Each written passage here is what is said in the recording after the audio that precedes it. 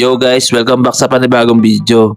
At ngayon, pag-uusapan natin itong bagong Realme C100X, isang budget smartphone na may malaking battery, 120Hz display at matibay na build quality.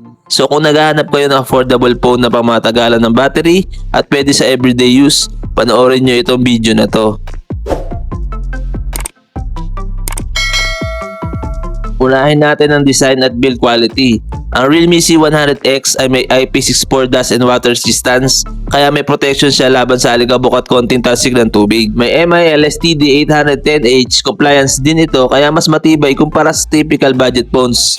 Meron din itong RGB lights sa likod para sa notifications at ibang effects na nagbibigay ng mas modern at gaming-inspired na dating. Pagdating naman sa display, meron itong 6.8-inch IPS LCD display na may HD Plus resolution at 120Hz refresh rate. Dahil sa 120Hz, mas smooth ang scrolling at mas responsive gamitin sa social media, browsing at casual gaming. May 900 nits high brightness mode din, kaya usable pa rin outdoors kahit maaraw. Protected din ito na armor shell glass na may MOS level 5 protection para dagdag tibay laban sa gasgas. Sa performance naman, powered dito ng Unisoc T7250 processor paired with Mali G57 MP1 GPU. Okay ito para sa everyday tasks tulad ng YouTube, messaging at light gaming. Available din ito sa 4 or 6 GB of RAM variants, kasama ang 128 or 256 GB internal storage. Kaya marami kang pagpipilian depende sa needs mo. Pwede ito sa casual users at students na gusto ng malaking storage para sa apps, photos at videos. Pagdating sa camera, meron itong 50 megapixel main camera kasama ang auxiliary lens at LED flash. Okay ito para sa daytime shots at social media uploads. Supported din ang 1080p at 30fps video recording, kaya decent naman para sa basic video capture. Sa harap naman, meron itong 5 megapixel selfie camera na kaya hanggang 720p video recording. Isa sa pinakamalakas na feature nitong phone na to ay ang 8000 mAh battery.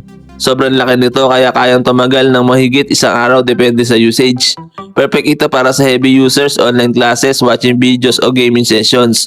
May kasama na rin itong 45W wired charging, kaya kahit malaki ang battery, mas mabilis pa rin mag-charge kumpara sa ibang budget phones. For connectivity, meron itong 4G LTE, Wi-Fi, Bluetooth 5.2, NFC, OTG, and USB Type-C. Sa ngayon, wala pa official pricing ang Realme C100X. Pero mukhang magiging isa ito sa mga sulit na budget smartphones once na maging available sa market. Magandang option ang Realme C100X para sa mga naghahanap ng budget phone na may malaking battery, smooth 120Hz display, matibay na build quality at decent everyday performance. Hindi man ito pang heavy gaming, pero para sa casual usage, social media, online videos at daily tasks, mukhang sulit naman ito. So ayun lamang guys, kung nagustuhan nyo ang video nito, huwag nyo kalimutan mag-like, subscribe at pindutin ang notification bell para updated kayo sa mga bagong smartphone reviews.